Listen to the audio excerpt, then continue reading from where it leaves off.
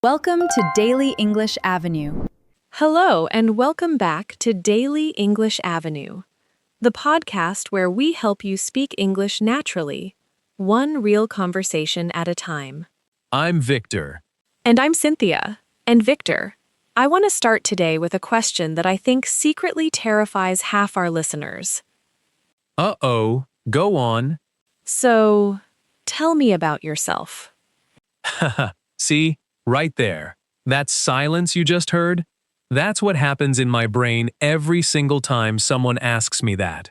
Really? Even after all these years of teaching? Especially then. It's strange. I know everything about my own life. And yet the second someone points a microphone at it, I forget my own name. I think that's more common than people admit. And that's exactly why we're doing this episode today. Not grammar rules, not vocabulary drills, just how to answer one simple, terrifying question with ease. Whether you're walking into a job interview, meeting your partner's family, joining a new class, or just chatting with a stranger at a bus stop. This question finds everybody eventually. And today, we're not going to memorize a script for it. We're going to learn how to never need one. I love that. Let's get into it. Okay, Cynthia, be honest. Why do you think this question makes people freeze? I think it's because we treat it like an exam question.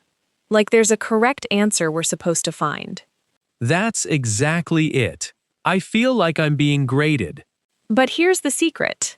Nobody is grading you. Think about it this way. If you met someone new on a train, would you expect them to give you a polished, rehearsed biography? No, that would be strange, honestly. I'd probably get off at the next stop. Exactly. People aren't looking for a performance. They just want a real human moment. A little window into who you are. So the pressure I'm feeling, I'm putting that on myself? Most of the time, yes.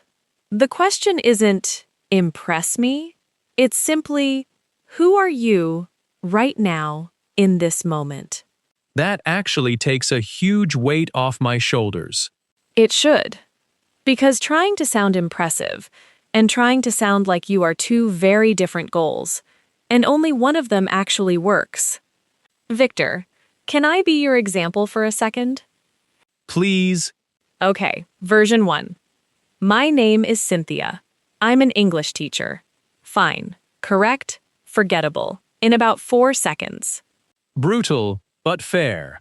Now, version 2. Hi, I'm Cynthia. I've spent the last few years figuring out how to make English feel less like homework and more like a hobby people actually enjoy. Which one do you remember better? Instantly the second one. It tells me why you do what you do, not just what you do. That's the whole trick.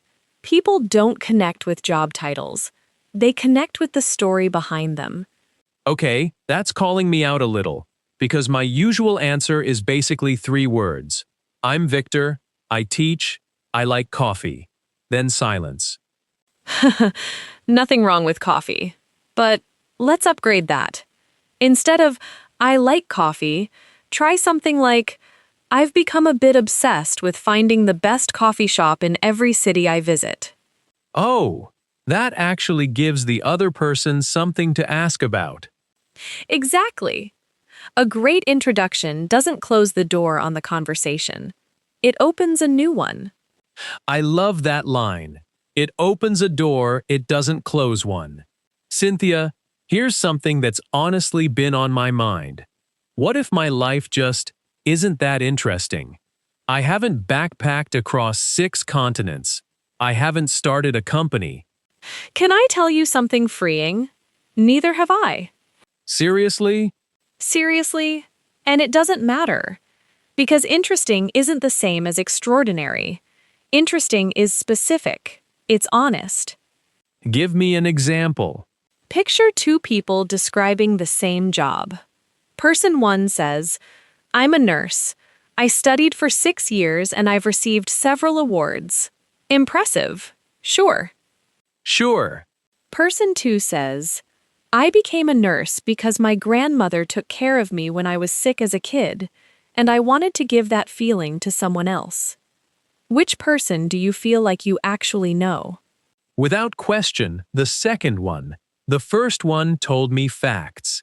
The second one told me a reason. And reasons are what people remember. Facts fade. Feelings stay. Okay, so what do I actually enjoy? I like hiking on weekends. I'm slowly learning the piano again after 20 years.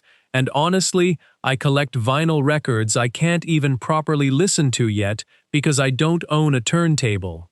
Haha, see, that's already a full, warm, funny little story about who you are. You didn't need one single impressive achievement. So my introduction could just be, I'm Victor. On weekends, you'll probably find me hiking or badly relearning piano. And yes, I collect records for a turntable I don't own yet. That is 100 times more memorable than, I'm Victor, I teach. Here's a mistake I see constantly with English learners. They memorize one perfect paragraph about themselves, And then someone asks a slightly different question. and the whole thing collapses because it was never really theirs. It was just words, So what should we memorize instead? not sentences, ideas. Who am I? What do I enjoy? What am I curious about lately? Those questions you can answer honestly in any moment, in any order, with any words.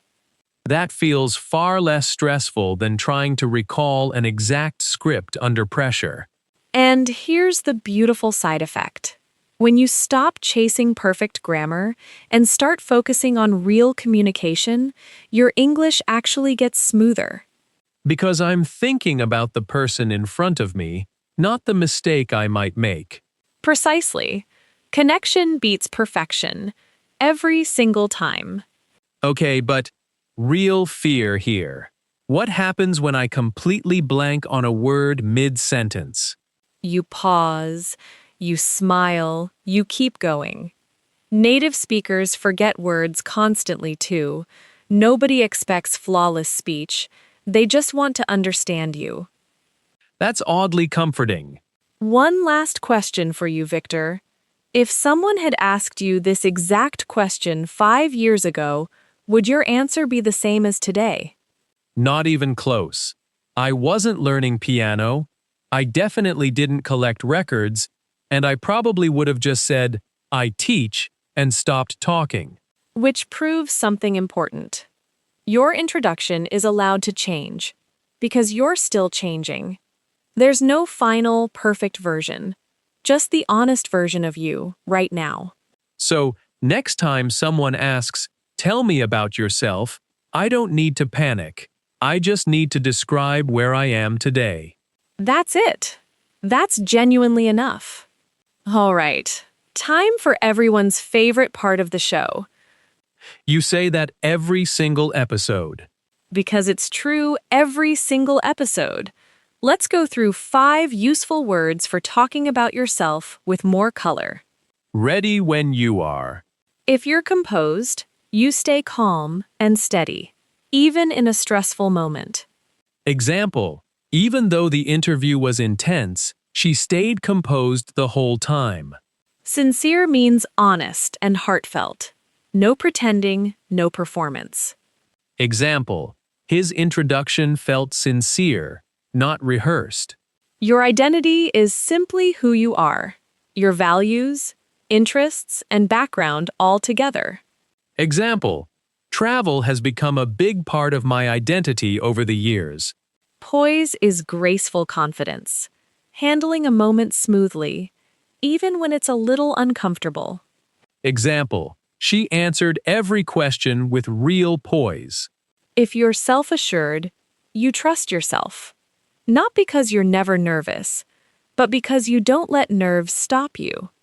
Example, he sounded self-assured, even while still learning the language. Quick recap: composed, sincere, identity, poise, and self-assured. 5 words, endless ways to describe the real you. So here's what we want you to carry with you today. The next time someone asks, "Tell me about yourself," Don't reach for a perfect answer. reach for an honest one. Your story doesn't need 6 continents or a dozen awards. It just needs to be yours. People won't remember if your grammar was flawless. They'll remember how the conversation made them feel. So speak with honesty, speak with curiosity, and let people meet the real you. I'm Cynthia, And I'm Victor. and this has been Daily English Avenue. Keep practicing, keep growing, and don't be afraid to tell your own story. We'll see you in the next episode.